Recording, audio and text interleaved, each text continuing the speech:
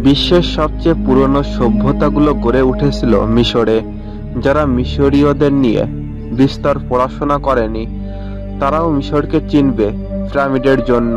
প্রাচীন এই স্থাপত্য মিশরকে যেমন দিয়েছে পরিচিতি, তেমনি এক রহস্য মানুষকে কাছে টেনেছে বারবার। মিশরের পিরামিড পৃথিবীর প্রাচীন সপ্তম আশ্চর্যের একটি। এই পিরামিডগুলোর সামনে দাঁড়ালে যে কারো মনেই প্রথমেই প্রশ্ন জাগবে, যীশু খ্রিস্টের জন্মেরও ৩১৫০ বছর আগে শ্যামলা গাত্রবর্ণের রহস্যময় মানুষের মধ্যে কি এমন ছিল যা এত বিশাল জ্যামিতিক সূক্ষ্ম নির্ভুল মাপের পিরামিডগুলো বানাতে সক্ষম হয়েছিল?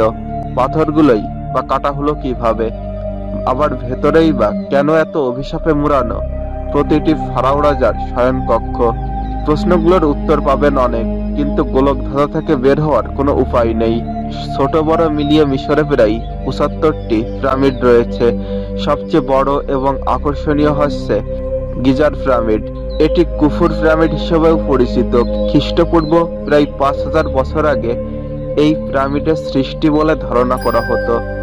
এর উচ্চতায় প্রায় ৪৮১ ফুট এবং এটি ৭৫৫ বর্গফুট জমির উপর অবস্থিত। প্রায় ২০ বছর ধরে ১,০০,০০০ শ্রমিকের দ্বারা এটি তৈরি করা হয়। এটি তৈরি হয়েছিল বিশাল বিশাল পাথরখণ্ড দিয়ে। পাথরখণ্ডের ওজন ছিল প্রায় ৬০ টন, দৈর্ঘ্য ছিল ৪০ ফুটের মতো। জানা যায় মিশরের প্রথম পিরামিডের স্থপতি ইমোটেপ ছিলেন প্রচুর প্রতিভা সম্পন্ন। তিনি একাধারে ছিলেন স্থপতি, মহাযাজক, গণিতবিদ, সেই সঙ্গে মিশরীয় চ্যান্সেলর ছিলেন। তিনি বেঁচে থাকতে তার প্রতিভার তেমন সমাদর পাননি। তবে ইমোটেপের মৃত্যুর ৩,০০০ বছর পর থেকে তার সুনাম ও প্রতিভা ছড়িয়ে পড়ে চারদিকে। প্রাচীন মিশরের শাসক বা রাজাদের ফারাও বলা হতো। মূলত তাদেরকে কবর বা সমাধি দেওয়ার জন্যই পিরামিড নির্মাণ হতো।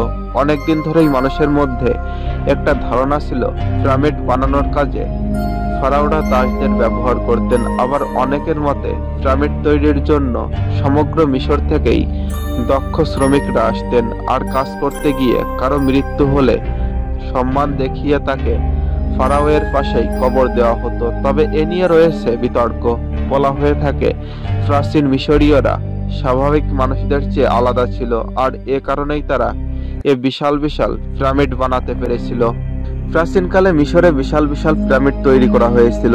কিভাবে ওই সময় কোনো প্রযুক্তি ছাড়াই এই পিরামিডগুলো তৈরি করা হয়েছিল তা বড় রহস্য। এছাড়া যেসব বড় বড় পাথর পিরামিড তৈরিতে ব্যবহার করা হয় সেগুলো এক স্থান থেকে অন্য স্থানে বহন করা হয়েছিল কিভাবে? পিরামিড তৈরির রহস্য উন্মোচিত করতে গবেষণা চালিয়ে যাওয়া হচ্ছে।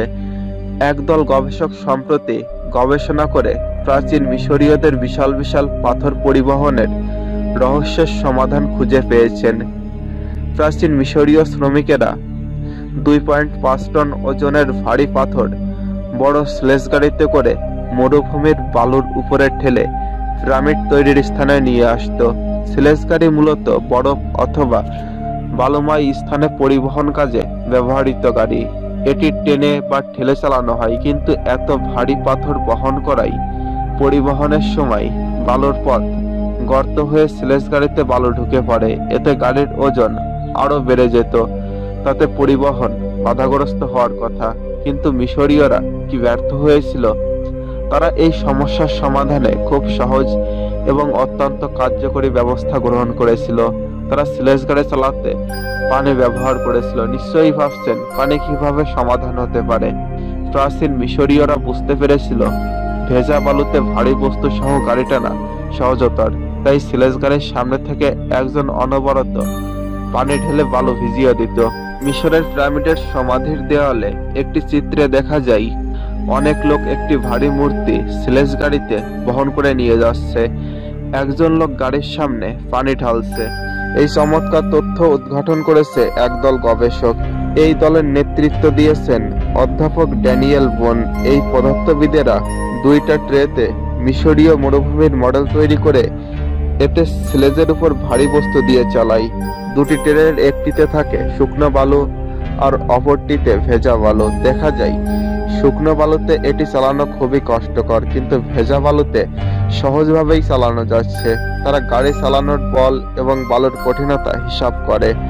তারা দেখতে পায় যে গাড়ি চালানোর বল বালির কঠিনতার সমানুপাতিক হারে কমে। পানি দিলে বালুর কঠিনতা বৃদ্ধি পায়, কারণ পানি দিলে বালুর কণা আরো কাছাকাছি চলে আসে। ভেজা বালু শুকনো বালু অপেক্ষা দ্বিগুণ কঠিন, তাই ভেজা বালুর উপর দিয়ে স্লেজ চালানো সহজতর। বর্তমান সময়ে ভারী বস্তু বহনে এই ফলাফল কাজে আসবে বলে গবেষক দল বলছে। এরপরে ঝুড়া পদার্থ যেমন পিচ, কংক্রিট ও কয়লার বৈশিষ্ট্য সম্পর্কে ধারণা পাওয়া যাবে।